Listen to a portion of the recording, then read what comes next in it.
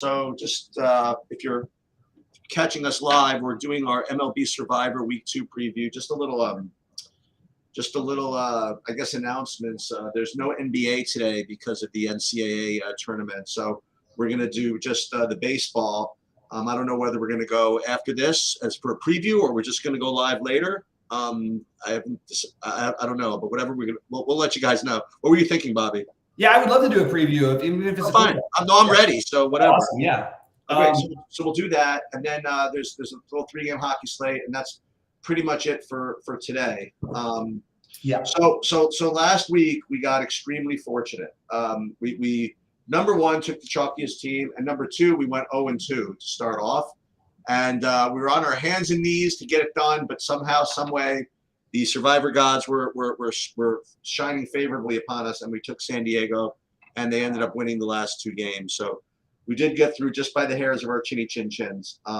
So we move on. The only other whatchamacallit, team that people picked that went down was Seattle.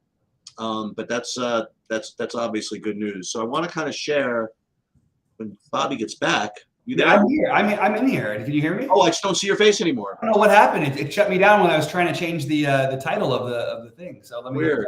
I'm back. So just to give you a couple of things I wanted to alert you to here. So first of all, let's go back to the overview. Now again, there are 2 pools. One that got started last week, and the other one we're going to start this week.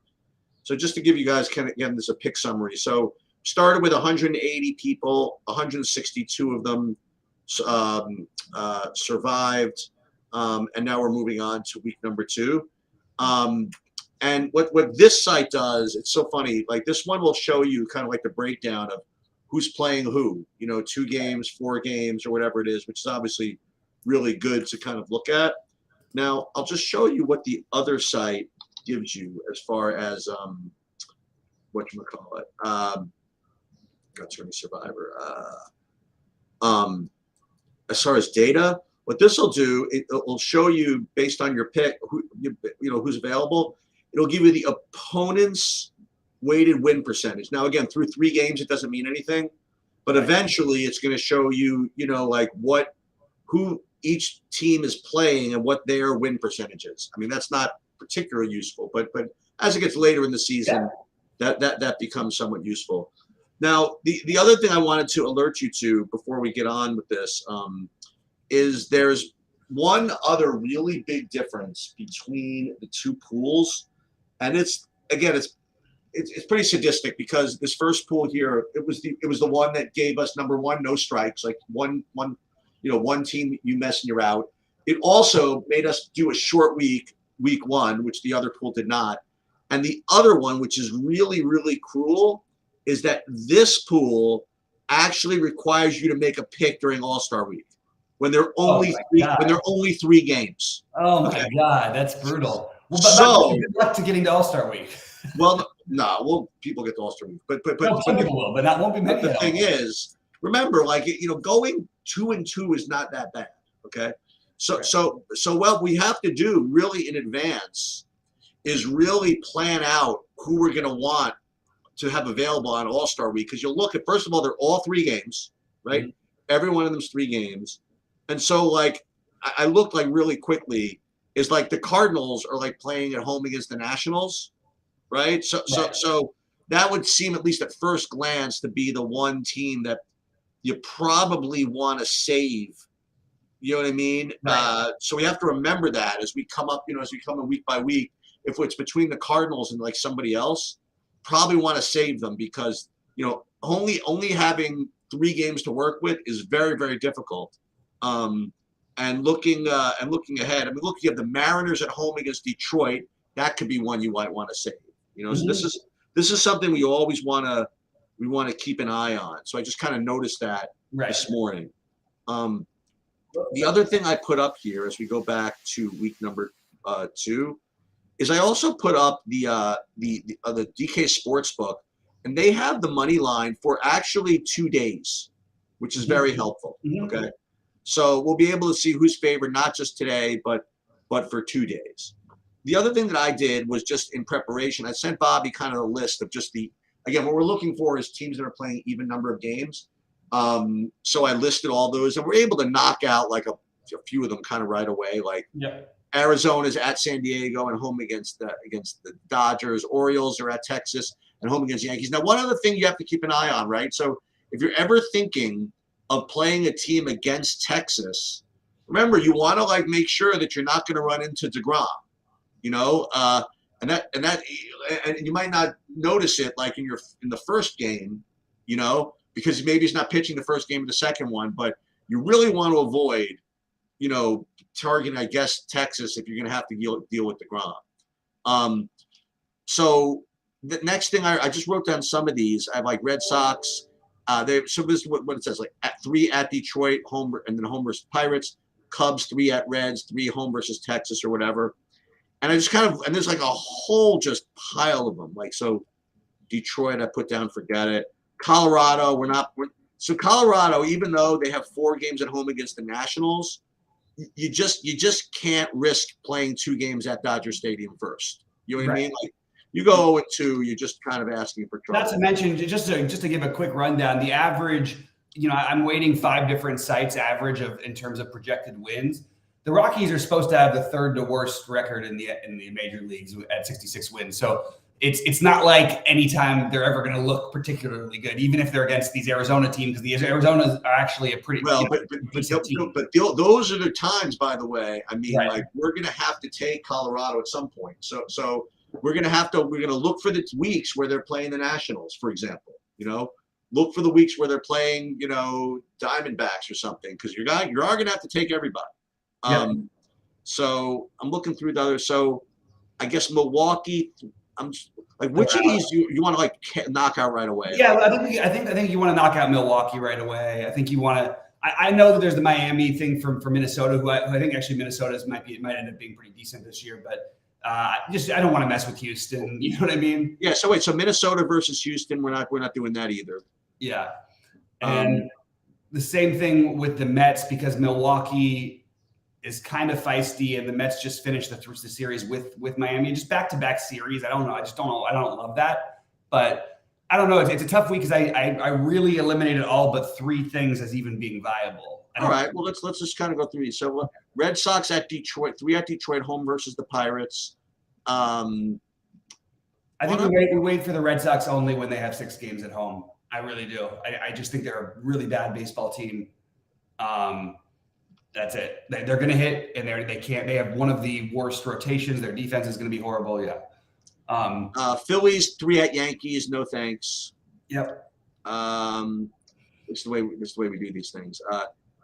Houston, we definitely have to just look at for a minute. We'll get back to it. Texas 3 at home versus Ball. Texas, we just can't play them, I don't think, quite yet. No, and I like the matchups for Texas, but it's not like first of all, I don't feel comfortable betting against the Orioles if I don't have to, and I don't think that you know, I do think the Cubs is an advantage, but playing in Chicago is a little bit of a downgrade because I don't know. I just feel like that at home that they're a little bit. And you said you don't like the Mets, right? So we can get rid of that. No Mets. No Mets. Possible with the Yankees playing Philly. I don't think we can do that either. You don't want the Yankees at Baltimore than home against Philly. That's fine. White Sox at Pirates, and then first of all, they're home against San Francisco, and then at Pirates. They'll be one. They'd be one of the last ones I'd cross off. Okay, so let's hold on to that for now. Angels at Seattle, then home against Toronto. I don't think I want to do that. Dodgers, I think I'll listen to that one for a minute, but we'll get back to that. They're on my list. I don't. I'd rather not do it, but they're on my list. We'll get back to that for a minute, but again, I think we're not wanting to do it for different reasons. Like don't get so concerned about this week. You know what I mean? Well, I'm very concerned about the advancing part of this because I do think it's going to be a lot of people loading the Dodgers and loading these teams that we've known have been good for a while. And while the Dodgers are certainly one of the better teams in baseball, this is not like last year where they're going to. Well, but this is kind of my point. See, what you want to do in Survivor, right, is take teams that maybe are overrated right now. You know, because so that you don't have to use them later. You know, so if you like, for example, like if you think the Dodgers are on a down year, you know, you probably want to use them. Now, I'm not saying necessarily this week, but that's kind of the mentality that you want to kind of get into. Well, wouldn't you want to maybe not use them because everybody else's perception of them may be a little different than what they are, and they're playing. My biggest reason for the Dodgers, and again, I still have them on my list, but they're playing 2 division opponents that it's just high variance, and there's 4 road games. That was my main reason, but I don't think they're bad. I just don't think that you're not going to see this Dodger team win 110 games like they've been doing. You know what I mean? Right. St. Louis versus Atlanta, no thank you. Nope. San Francisco versus Kansas City, and then at Chicago. No, they're out. So the Reds, we don't need to play the Reds. Right? No, so no. The Reds are no. The Cubs are no. Who do we have? So of the remaining 7, any are cross-offs for you? Cubs for sure. Cubs cross-offs. We talked about that. So here's a couple I want to talk about. I want to talk about Cleveland first. Okay. The reason why Cleveland was appealing to me is because the A's because you're probably gonna get 2 Bieber starts, right? Right. And yeah, the Mariners ones are going to be the tougher games, but of the tougher games, you're going to get one with Bieber. So I had that as a possible. Do you think Cleveland's possible? I think that they're. I consider them. First of all, the Mariners I think are really good. I don't care what happened the first 3 games of the season, or the first 4 games. I think the Mariners may end up being very, very, very good. Where that might be just a huge miss, like a huge. I don't know. It feels a little scary, but I do think it is extremely viable because you get the 2 Bieber starts and you get the A's like out of division, which they don't get to play as many times quite. So it's definitely interesting, these teams that are playing out of division against the worst opponents like the A's, we'll get to Tampa Bay obviously in a bit. But I'm open to the Cleveland one, but I don't feel incredible about it. I'm a little nervous about these Mariners is what I would say. Now what about the other side of that? What about the Seattle side? So Seattle gets 3 home games against the Angels. No. Then they're at Cleveland. I don't know if I want to mess with Bieber on the other side of that. Yeah, and I don't really want to mess with the. I mean, honestly, the Angels I think are. And I don't want to mess with Ohtani either, right? Yeah, I just think that they're another team that's also scary too, like the Reds. Right. So I think that the remaining. So these 5, so Houston, I would imagine is just like they're probably going to sweep Detroit, I imagine. So that's a good start. But let's take a look at some. So are these like 5 teams, like at least 5 of them, like that are in play, I guess? So they're all in play for sure.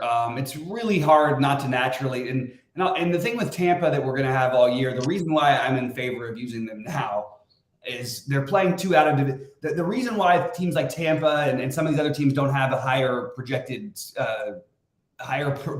total for wins on the season, which Tampa, first of all, always outperforms their wins on the season. But the reason they don't is because their division is strong. You've got the Yankees and even a declining Red Sox team, but the Blue Jays are still good and the Orioles are on the way up. So we're not going to get the Rays very often where you get 2 out of division opponents who are both considered to be in the top 5 worst baseball teams in baseball, or right there with it. You've got the Reds, the A's and the Nationals would rate to be the number 1 overall matchup for anybody. The thing that's scary about Tampa Bay is you're going to get, I think, 1 start this week from McClanahan, and I think you'll get 1 from Springs. But it's really only 1 start of each. That's the one downside to the Tampa Bay side this week. What you've hit on is something again that you don't do Survivor, so you haven't seen these videos. But the 2 key components are, one is immediate EV, which means the chances of them winning now as a function of their popularity, plus the absence of future value. In other words, you're looking for a team that not only is going to that you're comfortable with winning now, but also one that you're pretty sure it's going to be harder to use in the future. Mm-hmm. And what you've touched on is something really important, okay? That Tampa is in a tough division, and and to get them in a situation like this where they're playing not only outside their division, but probably the two worst teams outside. I mean, like two of the worst teams in baseball. Mm-hmm. You're just not going to get that. Right. You know what I mean? Like in the future out of this team. And I think that, we'll go through these other teams, but that seems like, with the exception of popularity, which I have no idea what people are doing. I really have no idea what people are taking. I think Tampa Bay will definitely be the most popular team. But again, when are we going to get this opportunity with Tampa Bay? And right. It could be a while. And by the way, shout out to the MLB for doing it. Basically, everybody has the home and homes this week. We don't have a 6 home game stand in the first week of the season. It's kind of a cool schedule. Used to having some teams start off with like 10 games in a row, 12 games in a row at home. Not happening this time. So just for fun, let's look at some of the morning line odds of these teams that we're looking at. So it looks like the White Sox and Cleveland are definitely fringy at to say the least. Yeah. Houston, they're probably they're probably the second most likely. Well, I shouldn't say that. I think that Houston, Dodgers, and Tampa are probably the most likely to win. Mm-hmm. So let's just see. Let's see what the morning lines are. Let's see these guys. Let's first look at Tampa. So Tampa's minus 165 now. See it right there. And then in their second game, they are, and Tampa, their second game is minus 175 against Chad Kuhl, right? So the other thing that we have to keep an eye on is weather, right? So I think it's probably not the worst idea in the world to let's do this. How about this? Washington, DC, AccuWeather. Just for fun. It's a good idea, by the way. Right? The weather. Let's just see. Daily, Washington, DC. Now we can't be perfect, okay? But let's just see what we have. Partly sunny and warm. Wednesday, a shower and spots. Now, shower and a thunderstorm maybe Thursday, but we'll be out of there by then, right? Yeah. So 3 games, maybe a shower and spots, but that's not that big of a deal. So I'm not too worried about that, but that is definitely something that breaks ties for sure. Let's take a look at the morning lines of these others. So let's just see what Houston's are. So Houston, they're minus 1,000, right? They're minus 200 game 1. And then game 2, they are, scroll here. They'll be a big thing. They'll be the same. And they're like minus 300, like with Valdez against Manning. So they are, and then the problem is the second series for them. Yeah, their problem is at Minnesota. So like you think about it this way, if they go 3-0, it's all over, right? If they go 2-1, they only need to avoid getting swept by Minnesota. Right. So I definitely think that they're in play. The only problem again at Minnesota, you might have weather, right? I'll double check their thing here real quick. But remember, we're looking for like a week in advance. The Houston, Minnesota, right? It's like it's like 4 days down the road. Yeah. But they might they only go 4 days ahead of time for the weather. So let's take it. So Houston versus Detroit. So they're at home against Detroit. So that's the dome. Okay, so I think that. So the way I would look at this is that I would think that Houston is, I would think probably, I want to say as likely, maybe just as likely to win as Tampa, but I think that we're going to be able to take Houston again, like later, a little easier than Tampa, where Tampa might be a little trickier, I think. And I have to say, there's a similar argument to be made for Houston that there is for Tampa, in the sense that outside of the A's, the American League West has gotten much better.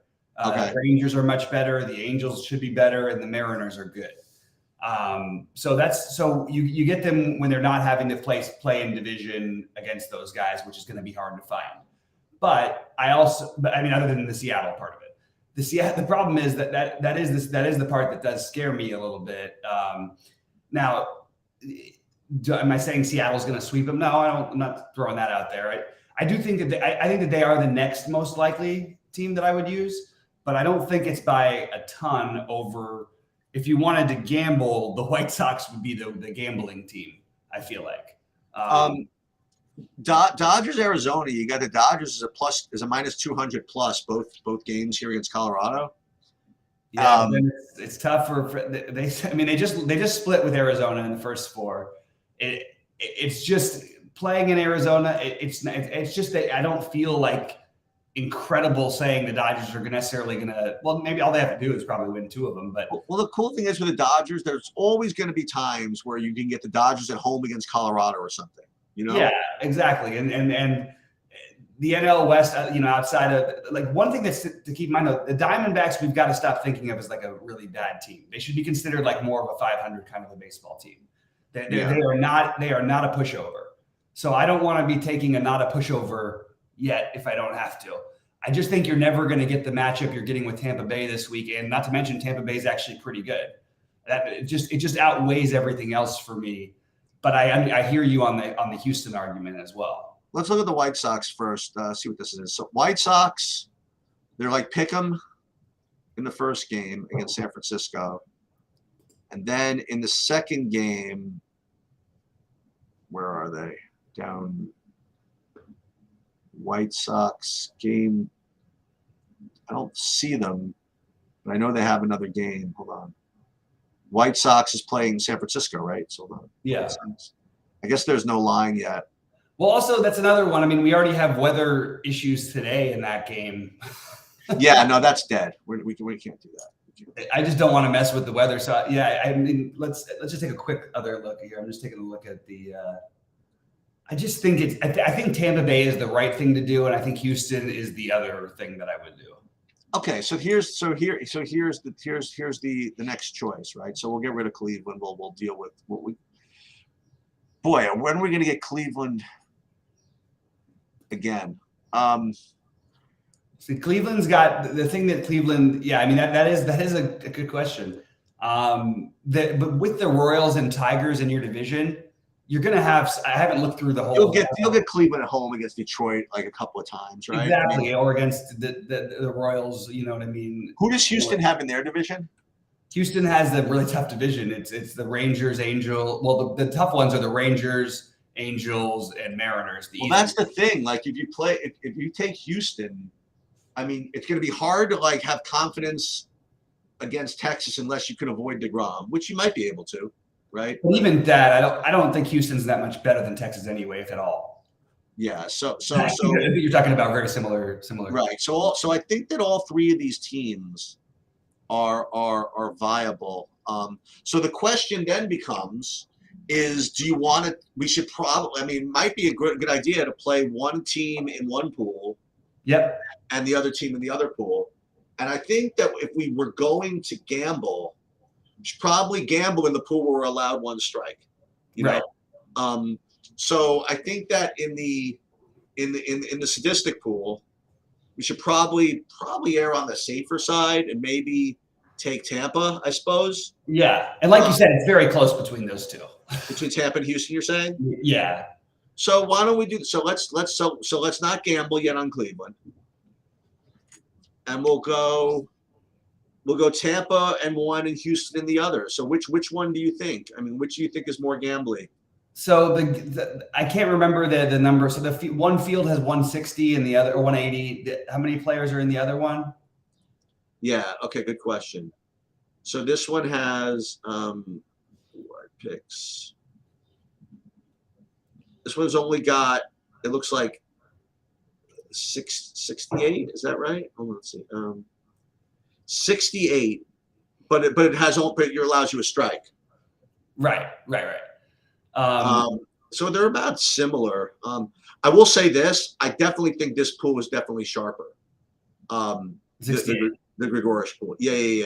And there are people with like multiple entries. You know what I mean? Like, see all these guys, and I know all these guys. So these guys all know what they're doing. So we should probably gamble a little bit more in that one. What does that mean?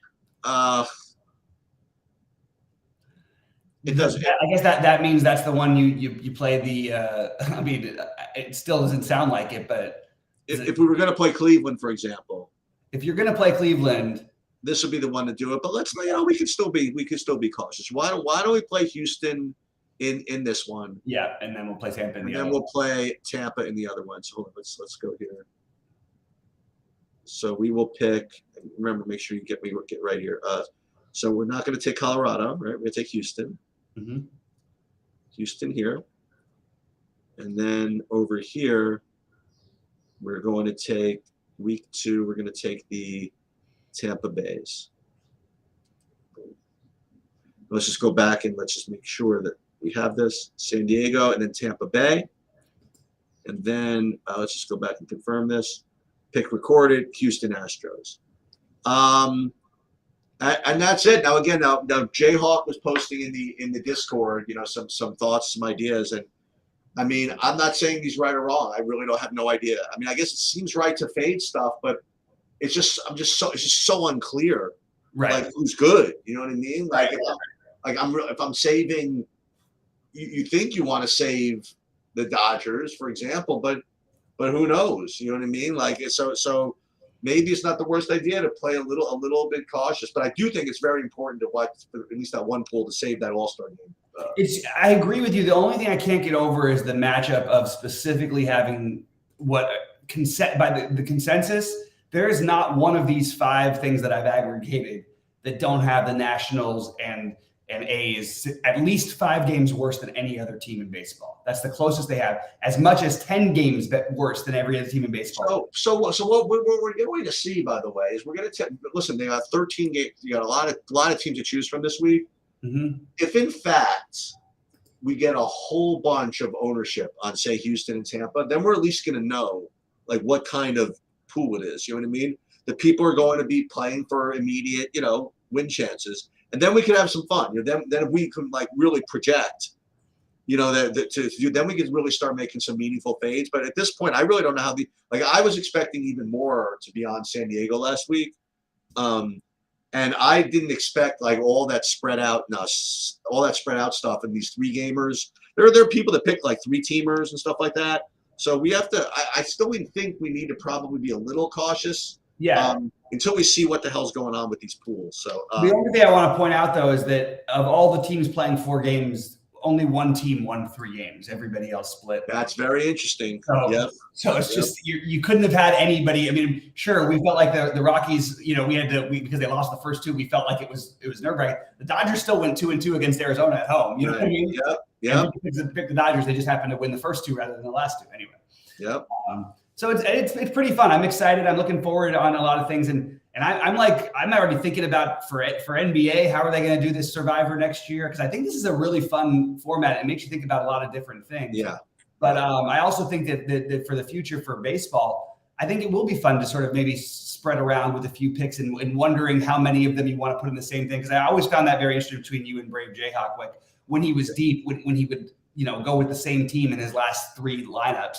Even though it didn't feel like an actual as a -1 favorite, you know what I mean? Right. Yeah. Very, very different style than I would have thought made sense, but definitely makes sense for a guy who has really, really good reasons for it. And we're sort of figuring this out as we go, but I think we're doing a pretty good job trying to understand it at least. All right. So make sure, Bobby, when you put this up, put it up under the Survivor playlist. Mm-hmm. And I'm ready to do baseball whenever you are, honestly. Okay, just need 5 minutes after we get off, and I'll do that, and we'll be in business. Okay, I'll end the stream though.